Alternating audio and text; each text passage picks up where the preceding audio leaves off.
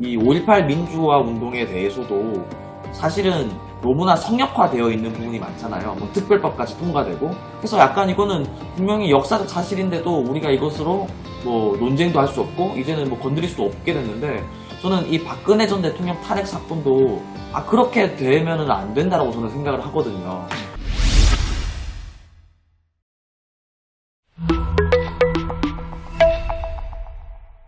최근에 그 하태경 의원 같은 경우에는 윤석열 후보의 선대위원장으로 영입이 됐습니다. 그리고 이제 허현준 전 행정관님은 이제 홍준표 캠프에 지금 특별보좌, 특보로 오시게 됐는데, 일단 왜 국민의힘 대선 예비 후보 중에 홍준표 후보를 돕게 됐는지. 홍준표 후보가 가지고 있는 국가관이나 어떤 본인이 가진 소신과 가치는 뚜렷하죠. 뚜렷하고 그간의 정치활동을 통해서 본인이 가지고 있는 가치관을 충분히 구체적인 형태로 보여주었죠. 일반적으로 자유민주주의자이다 또는 시장경제주의자가 아니라 그것을 실현하기 위해서 정치활동에서 그런 구체적으로 지금의 이제 보수 정당을 대표하는, 그거를 말로만 보여준 게 아니라 행동으로 보여줘 왔다. 실제적으로 정책과 의정활동과 좌익들과 맞서면서 집권 세력과 맞서며 수많은 걸 통해서 본인의 사상관, 국가관, 소신, 가치 이런 걸 보여줘 왔죠. 그런 데서 이제 국가관과 소신, 가치 이런 것이 어떻게 투영되고 어떻게 그 실천되고 있느냐, 이런 것을 가장 중요하게 보고요. 그렇게 볼 때 홍준표 대표가 그런 국가관, 결단력, 소신, 가치 이런 걸 굉장히 중요하게 생각하는 정치적 지도자이다 하는 것이고, 홍준표 후보와 사실 개인적 인연은 개인적으로 인연은 특별히 없습니다. 박근혜 정부의 청와대 계실 때 뭐 한 번도 뵌 적은 없죠. 예, 뵌 적도 없고 지금까지 인사를 한 적이 없어요. 그렇습니까? 그래서 개인적 인연은 없고요. 저는 이제 개인적 인연으로 누구를 호불호를 가리는 건 아니니까 국가 지도자에 대한 평가는 특히나 개인적 호불호나 원정적 차원에서 평가하는 문제는 아니고. 그리고 좀 더 나아가서 질문을 하자면, 사실 박근혜 전 대통령과 홍준표 후보와도 사실 그렇게 같은 보수 정당이 있었지만 그렇게 가까운 관계는 아니죠. 예, 썩 좋은 그런 케미가 맞는 분들은 아니죠. 본래 이제 홍준표 후보 본인도 말씀하실 때 독고다이라고 얘기를 하지 않습니까? 어떤 계파에 속하지 않고 어떤 특정한 집단에 소속되어서 자신의 정치적 활로를 모색하는 그런 형태의 정치 활동을 하는 게 아니고, 자신이 가지고 있는 자기의 생각, 구상, 가치, 기준 이루고 세계의 변화된 어떤 형국에서 어떤 식으로 그 사회에 기여할까, 정치에 기여할까, 정치의 변화를 모색할까, 이런 방식으로 사고를 해왔기 때문에 집단에 묻어가는, 계파에 묻어가는, 특정한 힘 있는 사람한테 묻어가는 이런 게 아니었단 말이죠. 그런데 이제 박근혜 대통령은 사실은 하나의 큰 세력을 가지고 과거에 새누리당 비대위 시절부터 세력을 가지고 있었잖아요. 그러다 보니까 홀로 독립해서 싸우는 무슨 투사처럼 싸우는 그 홍준표 후보와는 여러 형태의 케미가 잘 맞지 않아서 충돌도 있고, 또 그렇지만 이제 각각의 국가 지도자 상이 있는 것이죠. 이제 그런 점에서 두 분 사이에는 이제 조금 일정한 불협화음이 확연히 있었다고 생각합니다. 그럼 저는 좀 신기할 수도 있는 게, 제가 그냥 쉽게 표현을 하겠습니다. 소위 이제 박근혜 전 대통령의 정치 세력은 그냥 간단하게 얘기해서 저희가 친박이라는 이제 네이밍을 할 수 있을 것 같은데, 홍준표 후보 같은 경우에는 사실 그 친박으로 라고 불리우는 그런 정치인도 아닌데, 박근혜 전 대통령 탄핵 사태가 일어났을 때 탄핵을 하면 안 된다라는 얘기도 했고, 사실 또 지금까지 정치를 해오면서도 최근에 한 주장이 아니라 본인이 지난 대선에 나왔을 때부터 뭐 정당한 재판을 받도록 하겠다, 뭐 사면해야 된다, 그런 걸 보실 때 되게 의외라고 생각하셨을 수도 있을 것 같은데요. 어떤 부분에서 의외라고 생각해요? 왜냐면 박근혜 전 대통령의 정치 세력에 있었던 분은 아니니까. 그러면 이제 이렇게 우선 이제 친박과 박근혜 대통령의 관계를 좀 설명할 필요가 있어요. 보통은 이제 박근혜 대통령과 친박이 한 몸으로 생각을 합니다만은, 박근혜 대통령은 새누리당 비대위를 했거나 당 대표를 할 때나 또 대통령 후보가 될 때나 각종 선거에서 친박계의 도움을 받아본 적이 없습니다. 친박계의 정치인의 도움을 받아본 게, 거꾸로 박근혜 대통령이 친박에 소속되거나 친박으로 표현됐던 정치인이나 관계인들을 도왔죠. 예를 들자면 선거가 벌어지는 너도나도 박근혜 당시에 비대위원장이나 대표를 막 모셔가려고 하잖아요. 그러니까 선거 유세 차량 때 이렇게 모셔와가지고 더 마이크 잡게 하고 뭐 이런 그것부터 박 대통령이 한번 현장 유세장 가면 예. 그 사이 한 3 내지 5% 지지율 달라진다고 한 번 쓰러고 가면. 그래서 선거의 여왕이란 말도 있었고요. 예. 그래서 모든 정치 활동 관계에서는 대체적으로 하나의 계파가 있다 보면 그 계파가 그 수장들을 만들기도 하고 여러 가지 정치적, 재정적, 경제적 상황을 만들어서 그 계파가 그 계파에 소속된 사람들한테 빚을 지게 만드는 그런 관계가 되게 형성되어 있는데 독특하게 박근혜 대통령은 과거의 정치 활동에서 친박계로부터 도움을 받은 게 없어요. 거꾸로 도움을 줘와서 늘 정치적으로 그렇게 도움을 줘서 그 사람들이 선거에 나가거나 뭘 하게 되면 정치적으로 성장할 수 있는 기회를 만들어줬지. 예. 그 얘기는 어떤 의미냐면 박근혜 대통령은 친박계에 대해서 갚아야 할 빚이 없었던 사람들이에요. 그렇기 때문에 박근혜 정부 들어서서 어떤 일을 할 때도 유승민이나 윤상현 여러 의원들이 친박계 의원들이 이러쿵저러쿵 하잖아요. 예. 빚진 게 없기 때문에 예. 관계가 좀 소원해도 그것에 대해서 박 대통령이 그것을 부담스러우냐 아니냐를 떠나서 특별히 그에 대해서 얽매이지 않았어요. 보통은 이제 하나의 세력이 되면 그 관계들이 있기 때문에 예를 들면 김대중 대통령이 하더라도 그 주변에 오랫동안 그 사람을 위해서 희생한 사람들이 있잖아요. 예. 고 전통적인 DJ계, 또 동교동계라고 하는. 그렇기 때문에 그 사람들이 과거에 감옥도 대신 가지고 일부 여러 가지 했단 말이죠. 돈을 이제 해서 정치 자금을 쓰름으로써 그 사람들이 감옥에 가기도 하고. 그래서 그 사람들이 김대중 대통령이 정치적으로 성공해서 대통령이 되면 그 사람들이 다 챙겨줬어요. 근데 박근혜 대통령은 그 어떤 사람도 그런 방식의 빚을 지지 않았기 때문에 박근혜 대통령 통치를 할 때도 그런 방식으로 챙겨주는 방식으로 통치를 하지 않았어요. 그런데 친박계 인사들은 그걸 기대했어요. 꽤 많은 사람들이 내각에도 좀 들어오게 해달라고 해주고 막 여러 요구가 있었던 것이죠. 근데 박 대통령 그에 대해서 절연해서 국가를 그렇게 이제 사조직처럼 운영하면 안 된다. 이런 게 있어요. 그런 와중에 이제 유승민 의원과의 갈등 이런 것도 축적되다가 터져 나온 것이죠. 그런 갈등이 이제 당내 분란이 되고 좀 더 나아가서는 총선 패배 그리고 탄핵까지. 이제 그런 것까지도 이어졌었는데 그 이제 유불리 문제는 또 옳고 그런 문제는 별도로 하나하나 따져봐야겠습니다만 박근혜 대통령과 친박과의 관계가 그런 관계였다. 이런 거고요. 홍준표 후보의 사면 문제는 저는 왜 홍준표 후보가 그 사면 문제를 제기한다고 보냐면 정치적으로 홍준표 후보가 그 문제를 생각은 충분히 했어야 되고 했다고 봅니다.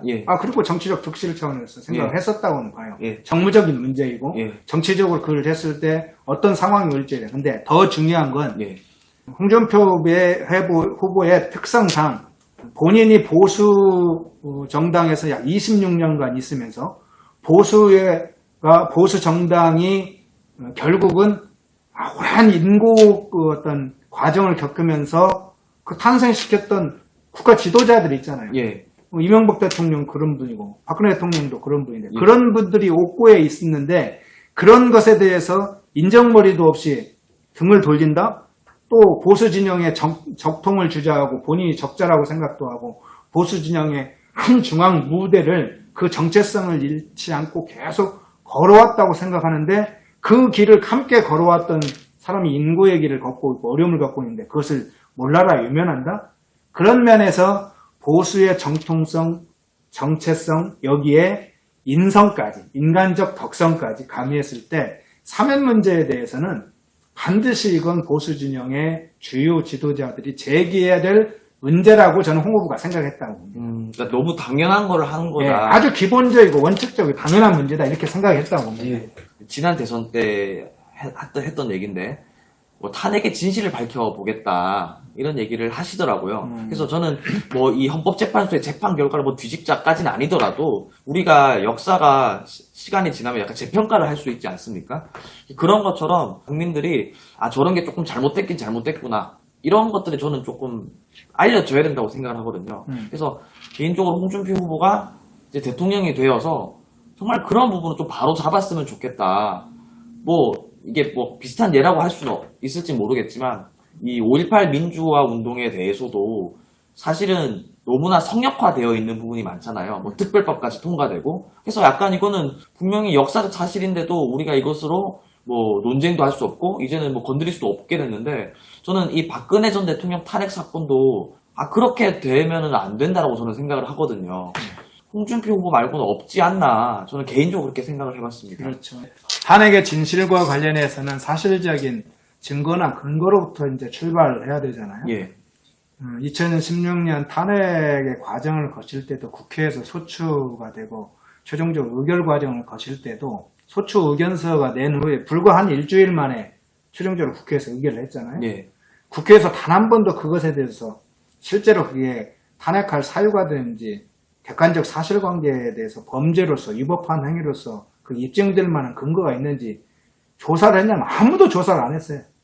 그건 뭐 지금의 집권 여당은 물론이고 당시의 새누리당 다수 의원, 그걸 이제 탄핵을 이끌고 있었던 예를 들면 김무성 의원이나 유승민 의원이나 무슨 하태경 의원이나 이런 장계원 의원, 이런 권성동 의원, 이런 분들이 아니 본인이 창출했던 대통령이 지금 탄핵이 왔다면, 그게 국회에 소추됐다면 이게 사실인지 한번 당에서 조사를 먼저 해보고 또 국회에서도 조사를 해보고 예.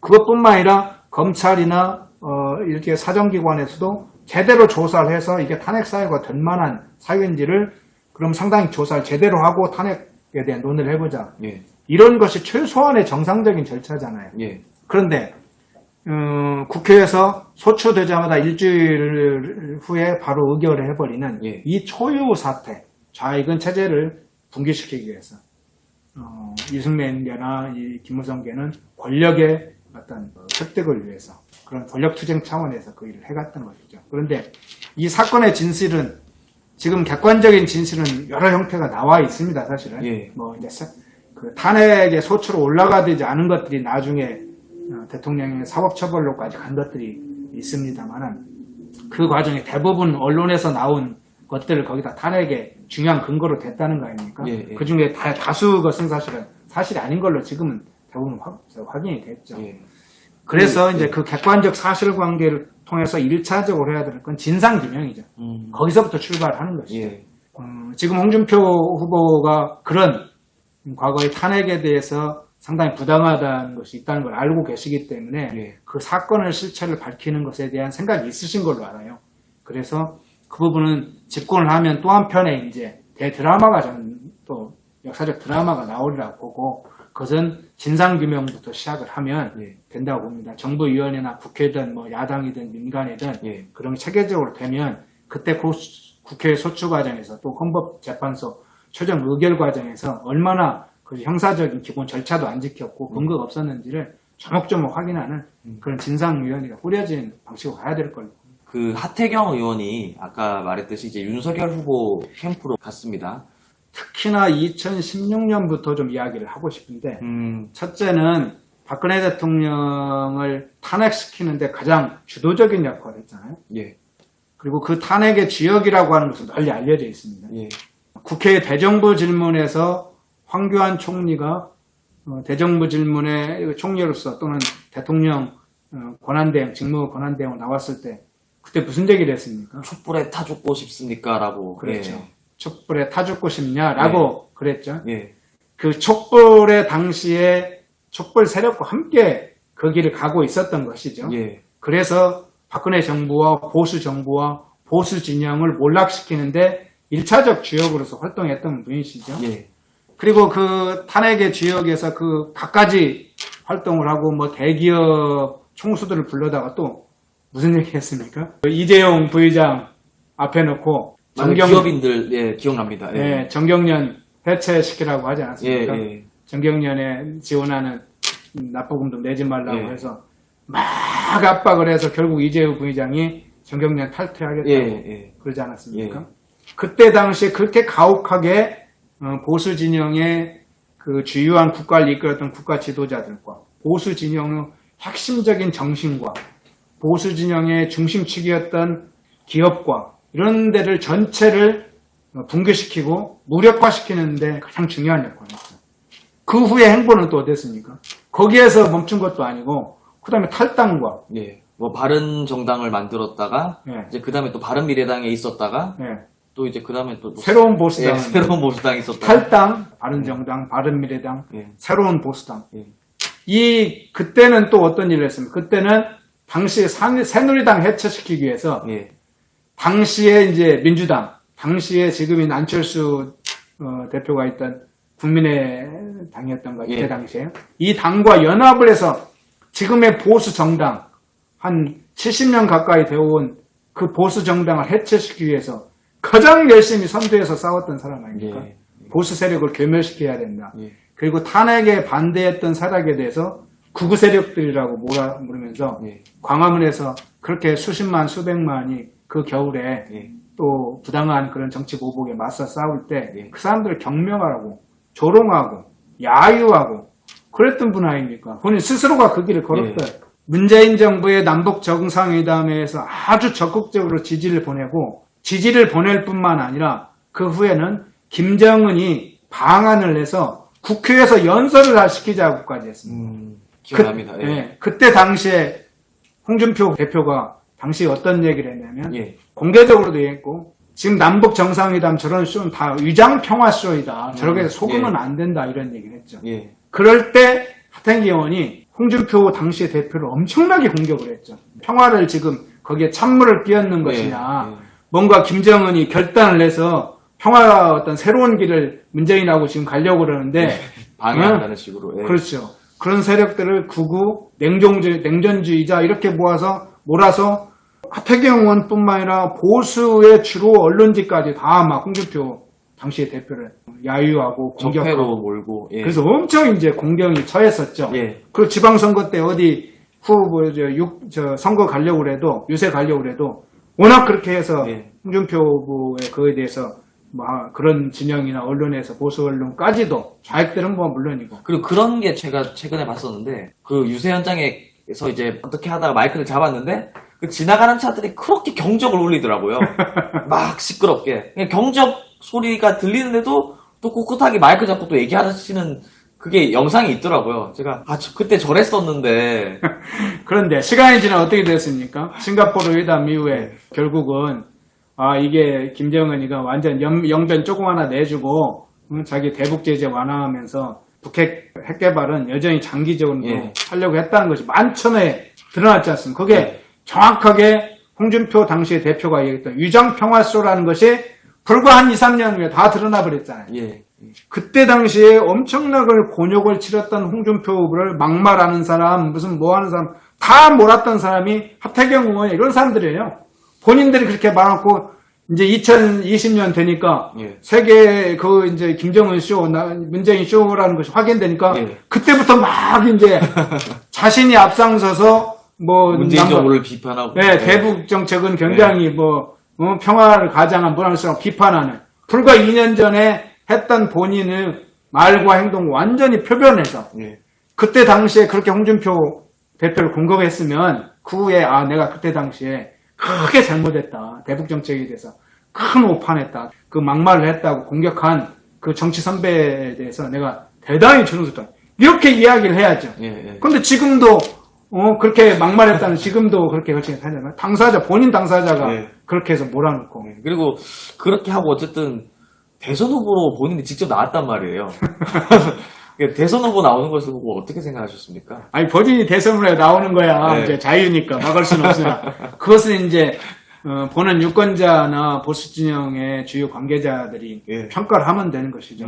다른 것은 2016년도 이전 거는 각자 여러 평가 있으면 2016년 탄핵부터 시작해서 분당, 탈당, 분당을 통해서 보수 정당을 해체하자고 가장 앞장서고 문재인의 적폐 청산에 적극 협조해서 보수 세력을 괴멸하자고 또 탄핵에 반대한 테크 세력을 그렇게 구구 세력으로 몰아가고 그렇게 또 남북 정상회담 할 때 찬양하고 그리고 그렇게 해서 맞서 싸우는 홍준표 후보나 그나마 북한 인권 운동가들이 그래도 북한의 그런 본질을 그런 전체주의적 본질을 잃으면 안 된다. 핵개발을 절대 포기하지 않는다. 개혁개방 길로 가지 않는다. 이렇게 주장할 때 냉전적인 사고 갖지 마라, 막말하지 마라고 공격한 그 하태경 후보가 지금의 하태경 후보 아닙니까?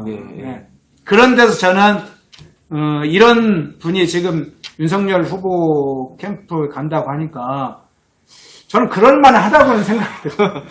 가 있는 분들이 대체적으로 탄핵에 예. 상당히 주동자였었던 분들이 주종이고 예. 권성동 의원도 초창기부터 있더라고요. 그거는 이제 법사위원장이었으니까 일종의 그 본인으로 하면 검찰에 하면 이제 본인이 이제 그 기소하는 책임자 역할을 하셔서 탄핵소추위원장 아주 열심히 하셨죠. 그냥 뭐 법사위원장의 의무적 정도가 아니라 아주 정력적으로 하죠. 그런 분들이 지금 뭐 하태경 의원, 권성동 의원, 장제원 대표적인 3인방 아닙니까? 그 법사위나 청문회에서 했던 그런 분들이 지금 윤석열 후보에 가 있으니 아니 적폐청산에 앞장서였던 분하고 탄핵과 적폐청산을 적극적으로 돕거나 그걸 이끌었던 분들이 한 뭉텅이가 되는 것은 이해가 갑니다. 이해는 가는데 근데 그렇게 탄핵을 반대하고 박 대통령의 구속과 지금 5년에 가까운 수감생을 원통하고 했던 분들이 국가지도자를 선택해야 될 중요한 시기 때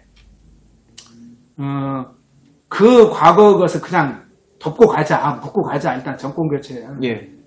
그렇게만 생각을 한다면, 지난 일이니까 덮고 가자면, 문재인 정권 5년 중에도 어제 일은 다 과거예요. 문재인 정권의 4년 한 5, 6개월도 지나면 과거입니다. 좌익들의 그 만행도 지나면 다 과거입니까? 박 대통령이 그렇게 구속당하고 뭐 했던 것도, 그거 2017년, 18년이니까 과거 아니냐. 이렇게 과거로 쳐버리면, 우리가 현재 하고자 하는 그러면 문재인 정권에 대한 심판, 박근혜 대통령과 박근혜 정부에 대한 정치 보복을 했던 그것에 대한 진상규명과 심판, 그리고 이런 것들은 그럼 어떻게 하자는 것입니까? 그것을 평가하지 않으면.